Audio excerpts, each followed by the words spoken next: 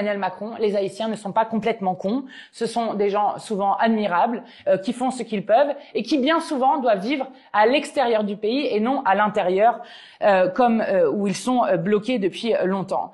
Alors, si vous connaissiez un peu l'histoire d'Haïti, Monsieur Macron, vous sauriez que c'est le pays d'Antoine Firmin, où en 1885, il avait écrit un fameux essai qui s'appelait « De l'égalité des races humaines », qui répondait aux théories racistes bien répandues à l'époque, notamment aux théories racistes d'Arthur Gobineau et de son abjecte « Inégalité des races humaines ».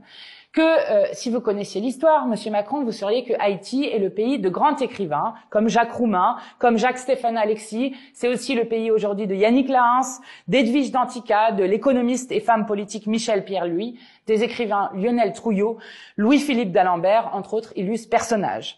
Mais Haïti, c'est avant tout le pays des peuples opprimés. Et il faut vous rappeler, Monsieur Emmanuel Macron peut-être, que Haïti a complété la liberté universelle en menant les plus longs combats pour l'abolition de l'esclavage des Noirs. C'est le premier pays de l'antiracisme politique, fondé maintenant depuis plus de 220 ans, le 1er janvier 1804. Et lorsque Emmanuel Macron dit que les Haïtiens sont responsables de leur situation, il ferait mieux de se rappeler que c'est nous, Monsieur Macron, c'est vous et l'ensemble de ceux qui portent l'impérialisme américain qui font payer encore à ce peuple un lourd tribut pour avoir consacré la libération universelle des Noirs. Non, les Haïtiens ne sont pas cons et Haïti a été pendant très longtemps le laboratoire du pire. En 1825, soit 21 ans après son indépendance, Charles X de France avait tordu le bras du président haïtien de l'époque, Pierre Boyer, et lui avait fait signer une dette faramineuse. Cette dette et cet argent versé pendant des décennies à la France a miné l'avenir des Haïtiens. Haïti a ensuite été occupé par les Américains de 1915 à 1934 et par la suite, à partir de 1957, c'est l'horrible dictature des Duvalier qui avait été activement soutenue par les États-Unis sous prétexte de combattre le communisme. Ce laboratoire du pire se retrouve avec le Fonds monétaire international qui applique depuis trop longtemps son programme ultralibéral en Haïti, avec des barrières douanières dans les années 90 qui avaient été baissées, l'exigence de vente de biens publics sous prétexte de bonne gouvernance, de politique d'ajustement structurel, quand même le dire le FMI, bref, toutes sortes de fadaises du néolibéralisme triomphant.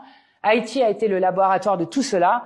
Et pour finir, je veux dire, Monsieur Macron, qu'il faut quand même se demander d'où viennent les armes, puisque, à ce que je sache, les Haïtiens n'en fabriquent pas. D'où viennent donc les cartouches consommées par les chefs de gang, si ce n'est du marché capitaliste et libéral des États-Unis?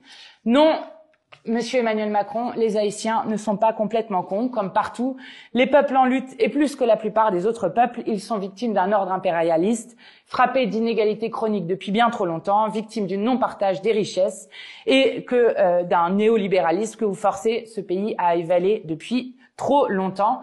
Les membres du gang aujourd'hui à Haïti sont les enfants de la rue d'hier, à cause de la faillite de l'État que le libéralisme triomphant a trop longtemps démantelé.